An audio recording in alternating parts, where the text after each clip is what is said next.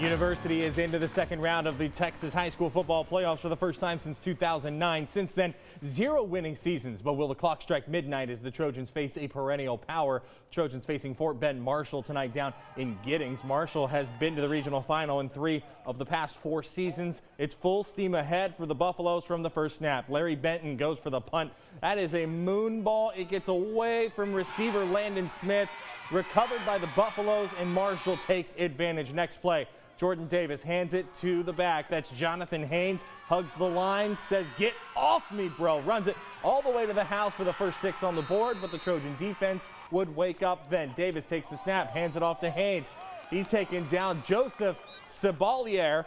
University keeps building its wall. Handed off once again to Haynes. He goes to the right side this time. Najee Drakes comes out of nowhere and says, boom. I don't think so. Stops him dead in his tracks, but the Buffaloes continue the stampede. Here it's Davis through the air.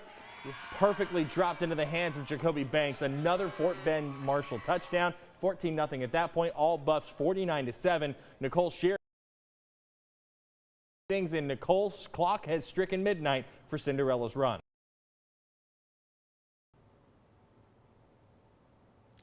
Kurt, the University Trojans entered tonight's matchup looking to continue their Cinderella story and have a shot at the regional round for the first time since 2002. But this squad struggled to find their glass slipper. Now, this is a squad who clinched a playoff berth for the first time since 2009. Now, throughout the season, this offense was averaging around 47 points per game.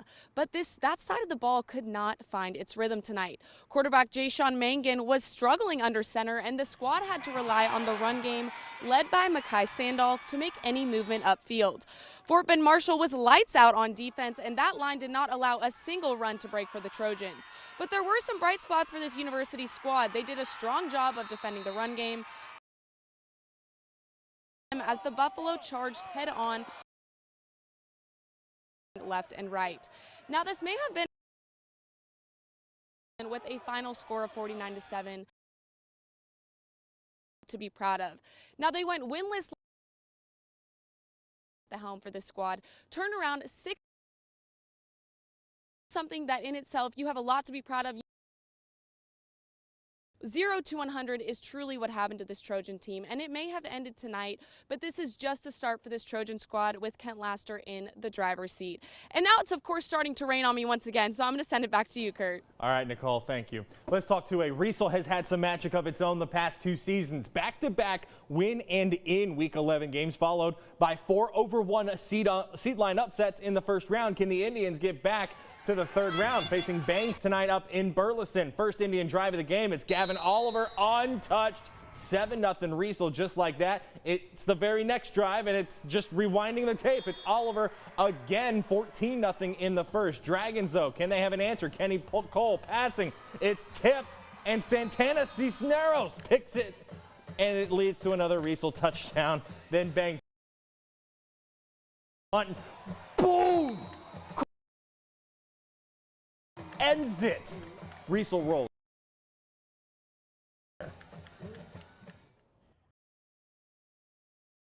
To finish, the Riesel Indians take night in Burleson. This was a to the highest degree. 4 rushing 28-0 as Riesel. Their defense was absolutely incredible. Powell, one of the best 2A running backs. Turnovers in the first half, which led to good news from Riesel tonight. Now they're going to week a team that plays in their district and lost to them in a few weeks. Tyler Crow told me after this one that they have to win this time around. They're going to enjoy offered on their mind come Saturday morning. 8-14 the final from Burleson. Well, for the first time since 2002, the Harker Heights do something the school has never seen in football and make the third round. Heights facing Royce City tonight at Waco ISD Stadium. A ruckus crimson and black crowd making the trek north. 7-0 Knights. Second quarter, Mitchell Stokes 30 yards is the Harker Heights lead. The Knights from Dylan Blake gets the Knights distance with a roughing the passer flag on the door. Next play is Rashawn Sanford, 6-3 at that point, 38-17. Belton got its rematch against Brenham in Bryan at Merrill Green Stadium. 7-0 on the move. Ryland to the left side, a huge pickup for the Cubs. Brenham has to settle through. That puts the Cubs on the board. It's 7 later in the quarter. Brown buying down the boundary. First down. Would kick the field goal right before the half to East, but it's all Brenham in the second half. To the Houston area, can Cameron get 2019 facing Orange? The site. We picked this one up in the gun, finding Charlie, and then it's Drake again. That is Charlie Mayer. That is a nothing yo at that point. Caleb Fergia, and it's blocked. Is all over it. Landon the 10. It is all yo. Axel, fresh off its first playoff round since 04, facing Hamilton tonight. Pitch to Isaac Wood, goes up the sideline and takes off, setting the Bull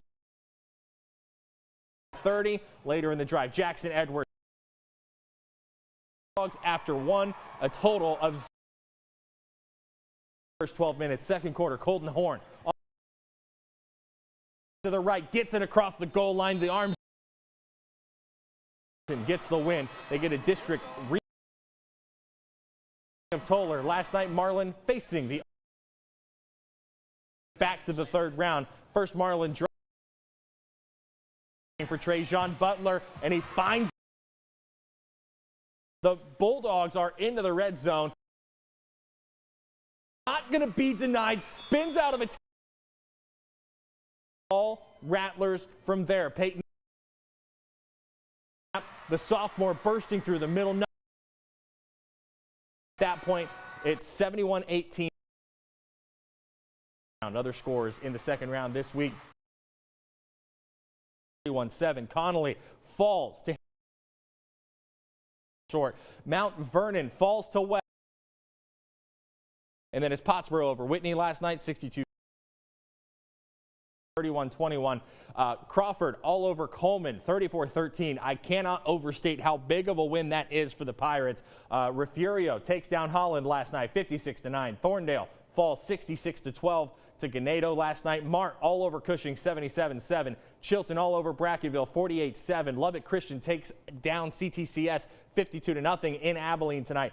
Abbott is moving on to the regional final. Jonesboro also moving on to the regional final. Both of them winners tonight, and it's Oglesby's season coming to an end, 38-32. The Tigers are done in the area round. We'll be right back.